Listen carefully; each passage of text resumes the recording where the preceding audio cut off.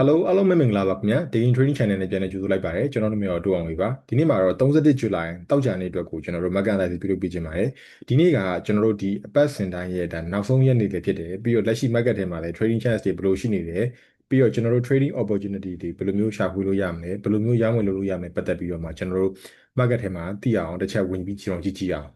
Okay so ရှေ့ဦးစွာကျွန်တော် chat ထဲကိုကျွန်တော်ရင်သွားလိုက်ပါမယ်โอเคကျွန်တော်တို့အခု chat ထဲရောက်ပြီပေါ့နော်ရောက်တဲ့အခါမှာဆိုရင်ကျွန်တော်တို့အခုအရင်ဆုံးဒီသတင်းကိုတစ်ချက်ကြည့်လိုက်မယ်ပေါ့နော်တူလေးသတင်းကိုကျွန်တော်ကြည့်တဲ့အခါမှာဒီနေ့ Friday ဇူလိုင်31ရက်နေ့မှာဆိုရင်ကျွန်တော်တို့ဒါဟိုပါပေါ့မနက်10:00နာရီမှာပေါ့နော်ကျွန်တော်တို့ Bank of Japan ရဲ့ဒါ policy rate အထုံးလုံးထုတ်ပြန်မှုပြီးသွားပြီstatement လည်းပြီးသွားပြီ press conference လည်းပြီးသွားပြီပေါ့နော်ဆိုတော့ကျွန်တော်တို့ဒီအချိန်အပြင်ဆိုရင်တော့မနက်10:00နာရီမှာသူတို့စပြီး meeting လုပ်ကြတယ်ပြတနာရီခွဲမှာသူတို့ press conference လုပ်တယ်အတိုးနှုန်းကတော့ဒီ1%အောက်မှာပဲဆက်ပြီးထားဖို့အတွက်သူတို့ဒါပြင်ထားကြတယ်ပေါ့နော်ဆိုတော့ကျွန်တော်တို့အဲ့ဒါဆိုရင် USD JPY ပဲမှာကျွန်တော်တို့ဘယ်လိုမျိုး market လောက်ခတ်မှုရှိသွားမလဲကျွန်တော်ကြည့်အောင်ပေါ့နော်ဆိုတော့ကျွန်တော်တို့ဒီအတိုးနှုန်းဒါမနေ့ရပေါ့နော်မနေ့ရအချိန်နေပေါ့ကျွန်တော်တို့ခုကြည့်လိုက်တဲ့အခါမျိုးမှာဆိုရင်ကျွန်တော်1 hour နဲ့ကြည့်မယ်ကြည့်လိုက်တဲ့အခါမျိုးမှာဆိုရင်ကျွန်တော်တို့ဒါဒီဈေးကျသွားတဲ့ဟာကဒါမနေ့ညက8နာရီပေါ့နော်မနေ့ည8နာရီမှာလုံးဝဈေးကလုံးဝထိုးကျသွားတော့တွေ့ရတယ်ဒါတနည်းအားဖြင့်ပြောမယ်ဆိုရင်ဒေါ်လာဒီဂျပန်ယန်းနဲ့ရှင်ပြီးတော့မှဈေးဒါပြန်ပြီးထိုးကျသွားတော့ကျွန်တော်တို့ဒါတွေ့ရတယ်ပေါ့နော်ဒီနေ့ Friday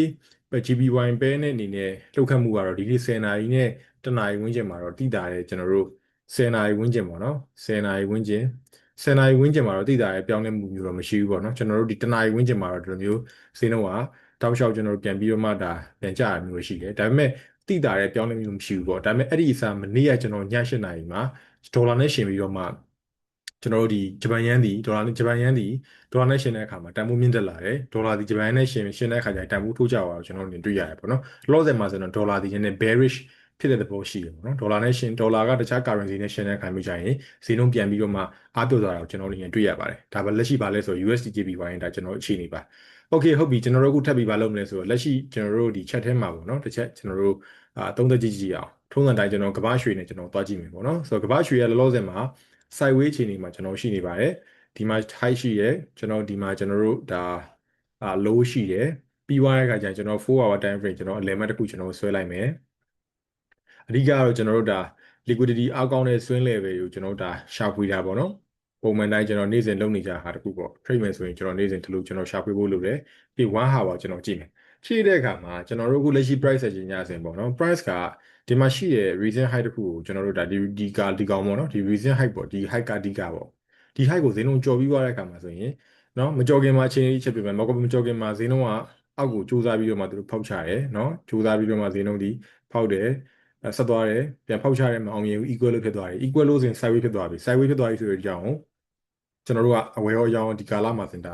ရှိရပေါ့နော်ဈေးနှုန်းကပြန်တက်တယ်ဒီ high မှာပြန်ကျတယ်ပြီးဒီ low မှာဈေးနှုန်းဒီထပ်ပြီးပြန်ကျတယ်ကျတဲ့အခါမှာဒါ fake out ပုံစံမျိုးနဲ့ဈေးနှုန်းဒီပြန်ဝင်ပြီးတော့မှတောက်လျှောက်ပြန်တက်သွားတယ်ပေါ့နော်ဆိုတော့အဲ့လိုမျိုး sideways ကာလနေပြီးတော့မှဘေးချင်ကနေပြီးဘေးချင်မှာအတက်ပုံစံပြောင်းသွားလဲဆိုရင်မက်ကကျွန်တော်ဒီမှာရှိတဲ့ဒီကျွန်တော်ဒီမှာရှိတယ်ပေါ့နော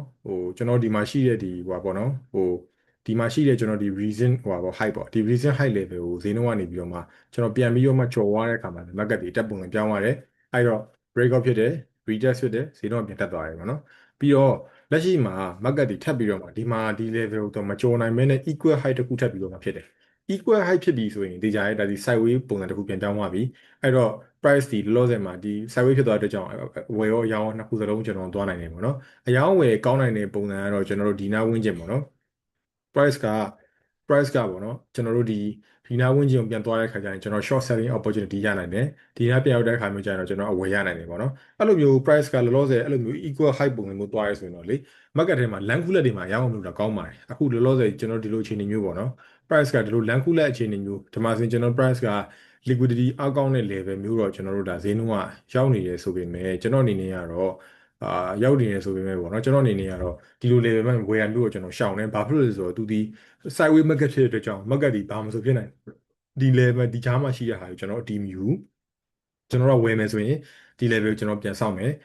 ရောင်းမယ်ဆိုရင်တော့ဒီ level ပြန်ဆောက်ပြီးကျွန်တော်သွားမယ်ပေါ့နော်ကျွန်တော်တို့သဘောကျတာတော့ဒီလို market ကဒီလိုမျိုး trending ဖြစ်နေတဲ့ပုံစံမျိုးပေါ့နော်အဲ့လိုမျိုးပြန်ကျတယ်ဒီလိုမျိုးဖြစ်တယ်ဆိုရင်တော့ကျွန်တော်ဒီလိုအလဲမှာလည်းဝယ်လို့ရတယ်ဘာလို့ market ဒီဒါ trending ဖြစ်နေတာပေါ့နော်အခုလိုမျိုးအခြေအနေမျိုးမှာဆိုရင်တော့ကျွန်တော်တို့ကတ သူတို့အလိမ်မှာဝယ်တာမျိုးကျွန်တော်ရှောင်တင်တယ်ဘာဖြစ်လို့ဆိုတော့ဘာမှမဆိုဖြစ်နိုင်တယ်ပေါ့နော်ဆိုတော့ကျွန်တော်တို့ဒီတိတ်ပြီးတော့မှ market age ကတိတ်မပြတ်သားဘူးပေါ့အဲ့တော့လောလောဆယ်ချိန်နေရဆိုတော့ရောင်းချင်ရင်တော့ကျွန်တော်တို့ဒီညချိန်နေကြည့်မယ် day 1 2 4လောက်မှာကျွန်တော်ရောင်းလို့ရတယ်ဘာလို့လဲဒီမှာဒီ equal လို့တစ်ခုဖြစ်နေလို့ဝယ်ခြင်းနဲ့ဆိုရင်တော့ဈေးနှုန်းပြန်ကျတဲ့အခါမျိုးကျရင်ကျွန်တော်ဒီနားဝန်းကျင်ကိုကျွန်တော်တို့ဝယ်လို့ရတယ်ဘာဖြစ်လို့လဲဒါဒီ sideway ဖြစ်တဲ့အတွက်ကြောင့်ကျွန်တော်ဒီလိုမျိုးအယောင်းဝယ်လုပ်လို့ရတယ်ပေါ့နော်ဒါပါလဲဆိုတော့လက်ရှိဒါကမ္ဘာရွှေရဲ့ဒါအခြေအနေဖြစ်ပါတယ်โอเคလက်ရှိကြည့်အောင်ထပ်ပြီးတော့လက်ရှိကျွန်တော်တို့ထပ်ပြီးတော့မှကျွန်တော်ကြည့်မယ်ဆိုရင်ဒါ5 minute time frame မှာလည်းကျွန်တော်ကြည့်မယ်ပေါ့နော်ကြည့်ရတဲ့အခါမျိုးမှာဆိုရင်ကျွန်တော်တို့ price ကဒီဇုံဝန်းကျင်မှာတက်ပြီးတော့မှတောက်လျှောက်ဈေးဆက်ပြီးတော့မှကျွန်တော်တို့ဒါကျလာတာကိုကျွန်တော်အနေနဲ့ဒါတွေ့ရတယ်ပေါ့နော်အဲ့လိုမျိုးကျွန်တော်ရှိပါတယ်โอเคဟုတ်ပြီကျွန်တော်အခုထုတ်ပါလို့မလဲဆိုတော့အခုထပ်ပြီးတော့မှ Nasdaq ကိုကြည့်အောင်ဆိုတော့ Nasdaq ကိုကျွန်တော်ထုံးတဲ့တိုင်းဒီ time frame ကြည့်မယ်ပေါ့ဒီကျွန်တော်နီးပညာ stock တွေရဲ့သဘောတရားတော့လေသူတို့တွေကဆောင်းပြောလို့ပေါ့everything can happen ပေါ့နော်ဒါပေမဲ့ stock is designed to be going upward ပေါ့ stock ဆိုတဲ့သဘောတရားမျိုးကတော့သူကဟိုအတက်ကောအကျကောသူကရှိတယ်ဒါပေမဲ့ရေဘူးရအပြင်အများစုက stock ဆိုရင်ဈေးတက်တက်ကိုကိုင်ရတာများတယ်ပေါ့နော်အဲ့တော့သူက overall momentum ကတော့သူကကောင်းတဲ့ stock တွေကောင်းတဲ့ index တွေဆိုရင်ဈေးနှုန်းပြန်ကျတဲ့အချိန်မှာအများစုကဝေကြတယ်ပေါ့နော် Warren Buffett ဆိုရင်ကောင်းတဲ့ stock ဈေးပြန်ကျတယ်ဆိုရင် intrinsic value သူရှိတဲ့ဈေးနှုန်းထက်ကိုပို့ပြီးတော့မှပဂရိတန်ပို့အောက်တရောက်နေပြီဆိုရင်သူကဝယ်ကိုင်တဲ့ဒီရှိပြီးသွားကြတယ်ပေါ့နော်အခုကတော့ဒီ Nasdaq ကပြန်ပြီး bounce ပြီးသွားနေအောင်တွေ့ရတယ်ပေါ့နော်ဆိုတော့ဒါပေမဲ့ဒါဒီဘယ်လောက်ထိတည်မြဲမလဲဆိုတော့မသိဘူးကျွန်တော်အနေနဲ့အဓိကတော့ trend ကိုလိုက်ပြီးတော့မှကျွန်တော်ဒါရောင်းဝယ်လုပ်မှာပဲပေါ့နော်ဆိုတော့ price ကအခုဒီ structure တွေကိုသူကပြန်ပြီးတော့မှဝင်လာတာကိုကျွန်တော်ကတွေ့တယ်ဆိုတော့အဓိကတော့ဒီဇုံပေါ့နော်ဆိုတော့ဒီဇုံသွားတယ်ဆိုတော့ကျွန်တော်4 hour time frame ကိုသွားမယ်သွားပြီးသွားတဲ့အခါကျရင်ကျွန်တော်ထပ်ပြီးတော့မှဟိုကလောက်ကြည့်မယ်ပေါ့နော်ထပ်ပြီးတော့မှကျွန်တော်ဒီမှာဆွဲလိုက်မယ်ပေါ့နော်အလယ်မှတ်တစ်ခုကျွန်တော်ဆွဲလိုက်မယ်ဆွဲပြီး50%တစ်ခုကျွန်တော်တတ်မှတ်လိုက်မယ်တတ်မှတ်ရတဲ့အခါမျိုးကျရင်အခုကျွန်တော်တို့တစ်ချက်1 hour time frame ကြည့်အောင်ဆိုတော့ကြည့်လိုက်တဲ့အခါမျိုးမှာကျွန်တော်တို့ဘာတွေ့ရလဲဆိုတော့မနေ့ကကျွန်တော်ပြပေးခဲ့ရရှိရပေါ့နော် price ကအခုလောလောဆယ်မှာဆိုရင်သူကအကျ market structure ထဲမှာရှိတယ်အဲ့တော့တက်လာခဲ့တဲ့အခါမျိုးကျရင်လည်းကျွန်တော်တို့ကဒါရောင်းဖို့ကြိုးစားမယ်ပေါ့နော်အဲ့တော့ဈေးနှုန်းတက်တယ်တက်တဲ့အခါမျိုးမှာဆိုရင်တော့ဒီကောင်ပြန်ပြီးတော့မှပြန်ရည်လို့ပြန်ကြတယ်ပြန်တက်တယ်ပြီးတော့အခုသူကအဓိက key level ဒီ market တစ်ခုမှာ key level ဆိုတာရှိရပေါ့နော်ဈေးနှုန်းကျတယ်တက်တယ်ပြန်ကျတယ်เนาะတက်တယ်ပြန်ကျတယ်ဒီမှာဒီ swing လို့ break ဖြစ်တယ်ဆိုတော့လောလောဆယ်မှာဒီ swing လို့ကိုချိုးပြီးတော့မှသွားခဲ့တဲ့ကောင်ဒီကောင်ဒီဒါ key level ပဲဆိုတော့အဲ့ key level ကိုသူကပြန်ပြီးတော့မှဒီလိုမျိုးကြော်သွားတာကိုကျွန်တော်အနေနဲ့တွေ့ရတယ်ပေါ့နော်တနည်းအားဖြင့်ပြောမယ်ဆိုရင် market ဒီအကျကနေ based on 1 hour 1 hour time frame ရဆိုရင် market ဒီအတက်ကနေပြီးအကျကနေပြီးတော့မှအတက်ကိုပြန်လဲဥတီသွားပြီလို့ကျွန်တော်တို့ကပြောလို့ရတယ်အဲ့တော့ကျွန်တော်တို့ကလက်ရှိချိန်နေမှာဆိုရင်အဝယ်နဲ့ရောင်းဆိုရင်အဝယ်ကိုပို့ပြီးတော့မှသဘောကျပါတယ် based on 1 hour ရပါ daily time frame ရဆိုရင်တော့ market ကြီးကလောလောဆယ်မှာသူကဟိုပြောမယ်ဆိုရင်တော့ဟိုပါပေါ့နော်ဒီ swing high ရဲ့ပုံကြော်မှသာလင်ဒါ market ဒီဒါအတက်ရည်လို့ကျွန်တော်ကပြောလို့ရမှာပေါ့နော် based on 1 hour 1 day time frame ရဆိုရင်တော့ဒါဆိုရင်တော့အဲ့လောက်မှကျွန်တော်ကဝယ်လို့ရမယ်ဒါပေမဲ့1 hour ကျွန်တော်နေချင်းကျွန်တော်ရောင်းဝယ်လုပ်တဲ့လူဖို့ကတော့လောလောဆယ်မှာဆိုရင်ကျွန်တော်ဒီ5 minute 1 hour time frame ကိုကျွန်တော်ကြည့်ရတဲ့အခါဆိုရင်တော့ price ဒီအဝယ်နဲ့ရောင်းစင်တာအဝယ်ကပြန်ပြီးအားသာပါပြီလို့ကျွန်တော်တို့ဒီဒါပြောလို့ရတယ်ပေါ့နော်အဲ့တော့လက်ရှိ market အခြေအနေမှာဆိုရင်ဈေးနှုန်းတကယ်လို့ပြန်ပြီးတော့ကျလာခဲ့တဲ့အခါမျိုးဆိုရင်ကျွန်တော်တို့ကအဝယ်ပိုပြီးသဘောကျတယ်ဝယ်ဖို့ကျွန်တော်ဒီတစ်ချက်အာရုံစိုက်ပြီးတော့မှရောင်းဝယ်လုပ်ကံဖြစ်ပါတယ်ဒါပါလဲဆိုတော့လက်ရှိ Nasdaq ရဲ့ကျွန်တော်တို့အခြေအနေဖြစ်ပါတယ်အဝယ်ပိုပြီးသဘောကျပါတယ်အဲ့တော့ based on 5 minute time frame ရဈေးနှုန်းပြန်ပြီးကျဆင်းလာခဲ့တဲ့အခါမျိုးရှိခဲ့တဲ့အခါကျရင်ဘယ်လိုနေရာမျိုးတွေဒီလိုနေရာမျိုးတွေဆိုရင်ကျွန်တော်တို့ဒီဒါအဝယ်ကြည့်ဖို့အတွက်ကောင်းတဲ့လေဖြစ်ပါတယ်เนาะဒါပါလဲဆို Nasdaq ပါနောက်တစ်ခုကဘာလဲဆိုတော့ SPCA stock ပေါ့ကျွန်တော်တို့ဒီ Nasdaq ရဲ့အဖွဲ့ထဲမှာပဲရှိနေတဲ့ Elon Musk ရဲ့ကျွန်တော်တို့ဒီ stock ဆိုရင်လည်းတောက်လျှောက်ကျလာတယ်အာမနာတန်းကိုကျတာပေါ့နော်ကျလာတဲ့အခါမှာဆိုကျွန်တော်တို့သူ့မှာပါရှိလေတော့ swing high ရှိရယ်ပြီးရင်လောလောဆယ်မှာသူ့ရဲ့ဒါ okay ဒီလိုပြောလိုက်မယ်နော်သူ့ရဲ့ swing high ရှိရယ်ပြီးရင်ဒီမှာသူ့ရဲ့ swing low ရှိရယ်ပေါ့နော်ပြီးရင်ကျွန်တော်1 hour time frame ကျွန်တော်သွားမယ်4 hour time frame ကျွန်တော်ရင်သွားလိုက်မယ်ဘာလို့အလဲမှတ်တစ်ခုကျွန်တော်ဆွဲခြင်းလို့ပေါ့နော်ဆိုတော့ကျွန်တော်အလဲမှတ်တစ်ခုကိုကျွန်တော်တို့ဆွဲမယ်ပြီးသွားတဲ့ခါကျရင်ကျွန်တော်တို့ဒီမှာထပ်ပြီးတော့မှ50%တခုကျွန်တော်သတ်မှတ်မယ်ပေါ့နော်ဒါကျွန်တော်သတ်မှတ်လိုက်ပြီဆိုတော့အဲ့လိုမျိုးကျွန်တော်ဆွဲလိုက်ပြီရပြီဆိုတော့ကျွန်တော်သွားမယ်ပြီးဒီနေရာမှာဘူးပြတစ်ခုအနေနဲ့ကျွန်တော် share ပေးချင်တာတစ်ခုရှိပါတယ်အဲ့ဒါဘာလဲဆိုတော့လေအခုဒီမှာမြင်တွေ့ရတဲ့အတိုင်းကျွန်တော်တို့ဒီ stochastic တို့ပြီးရင်ဒီမှာရှိရဲ့ Ichimoku မှာရှိရဲ့ကျွန်တော်တို့ဒီတန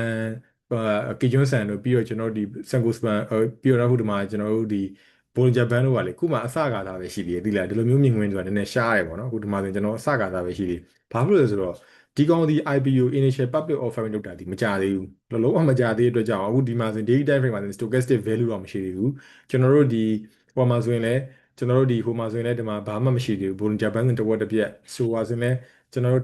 ့ကေဂျွန်းဆန်တဲ့တဝက်တစ်ပြက်ပေါ့နော်တနည်းအားဖြင့်ပြောမယ်ဆိုရင်ဒါ pre mark ကျွန်တော်တို့ဒီ pre opening team ပေါ့နော်ကျွန်တော်စပြီးတော့မှဒီကောင်စ IPO လုပ်တဲ့ချိန်မှာတည်းကကျွန်တော်တို့ဒါအယောင်းဝယ် လုပ်တယ်ဆိုတဲ့အခြေအနေမျိုးကြုံရတာပေါ့နော်ဒါတွေကကျွန်တော် trader အနေနဲ့ဘူးတူတာကျွန်တော်ဒါယူလို့ရပါတယ်ကျွန်တော်1 hour time frame မှာဆိုတော့ဒါသူ့ရဲ့ structure ကတော့ဒါ title လောက်ဒါစပြီး develop ဖြစ်ပြီလို့ကျွန်တော်ပြောလို့ရတယ်ပေါ့နော်ဆိုတော့အခုဒီကောင်ကြည့်ရတဲ့အခါမျိုးဆိုရင်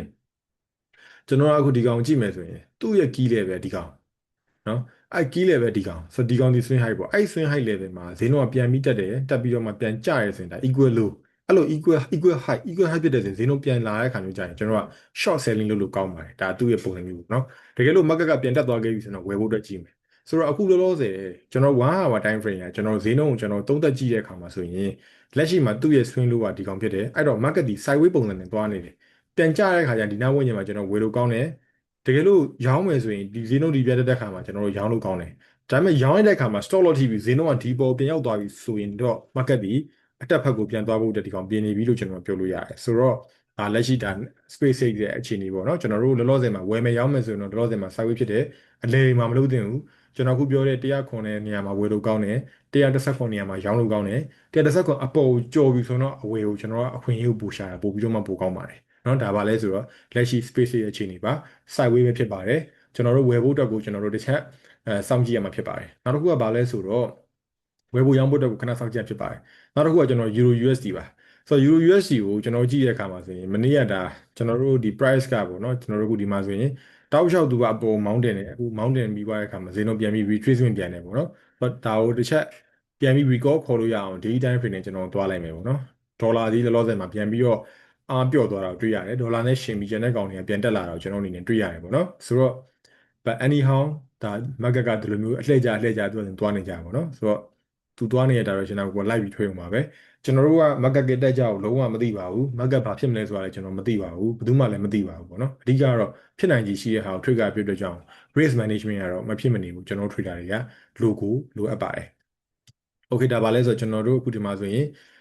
resistance ရှိတယ်ကျွန်တော်ဒါ support ရှိတယ်ပြီးကျွန်တော်တို့ဒီပေါ်မှာကျွန်တော်တို့ဒါ resistance တစ်ခုထပ်ရှိတယ်ပေါ့နော်ဆိုတော့ကျွန်တော်တို့ကဒီ bound နဲ့ရောက်ပါပြီပေါ့ဆိုတော့ကျွန်တော်တို့အခုတစ်ချက်ကြည့်အောင်ဆိုတော့အဲ့ဒါဆိုကျွန်တော်တို့က4 hour time frame ကိုသွားမယ်ကျွန်တော်တို့ဓမ္မစဉ်အလဲမှတ်တစ်ခုကျွန်တော်ထပြီးတော့မှချမှတ်မယ်เนาะချမှတ်မယ်ပြီးကျွန်တော်ဒီမှာသွားမယ် okay လက်ရှိကျွန်တော်တို့ရဲ့ဒီအခြေအနေကိုကြည့်မယ်ဆိုရင်sorry ကျွန်တော်တို့ဒီမှာဆိုရင်အလယ်မှတ်အခြေအနေကိုကျွန်တော်ကြည့်မယ်ပေါ့နော်ကျွန်တော်တို့ဒီအလယ်မှတ်အခြေအနေကိုကျွန်တော်ကြည့်မယ်ဆိုရင်ကျွန်တော်တို့က1 hour time frame ကျွန်တော်သွားပါမယ်ဆိုတော့1 hour time frame ကျွန်တော်တို့သွားပြီဆိုရင်လက်ရှိကျွန်တော်တို့ရဲ့အခြေအနေက price ကပေါ့နော်အခုလောလောဆယ်မှာဆိုရင်တောက်လျှောက်ဈေးနှုန်းဒီမှာပြန်ပြီးတော့မှတက်လာတယ်သွားတဲ့အခါမှာဒီမှာရှိတဲ့ဒီ recent high ကိုကျော်ပြီးသွားတဲ့အခါမှာတောက်လျှောက်ကိုသူက higher high ဆိုရဲ structure နဲ့ higher low higher high ဆိုချန်တက်လာတယ်ပေါ့နော်အဲ့တော့အဝယ်နဲ့ရောင်းဆိုရင်ကျွန်တော်ဒီအဝယ်ကိုပို့ပြီးတော့မှသဘောကျပါတယ်အဲ့တော့5 minute time frame မှာဆိုရင်လည်းဈေးနှုန်းပြန်ကျလာခဲ့တဲ့ခါကျရင် potential reversal ပြန်လာတဲ့နေရာတွေဥပမာပြင်ဒီလိုနေရာတွေရှိမယ်ပြီးနောက်တစ်ခုကကျွန်တော်တို့ price ကဒီလိုနေရာတွေရှိမယ်ဒီလိုနေရာတွေမှာကျွန်တော်တို့ကြည့်ပြီးတော့မှအရောင်းဝယ်ကိုပြုလုပ်ကောင်ဖြစ်ပါတယ်ဒါပါလဲဆိုတော့လက်ရှိဒါ USD ရဲ့အခြေအနေပါ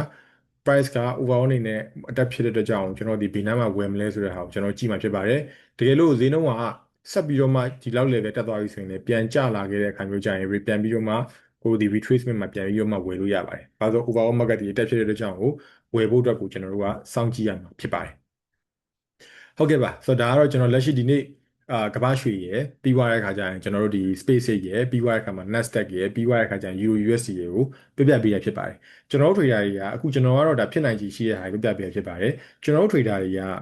market ထဲမှာပေါ့နော်တက်မလားကျမလားဆိုတဲ့ဟာတခုဘယ်သူမှမသိပါဘူး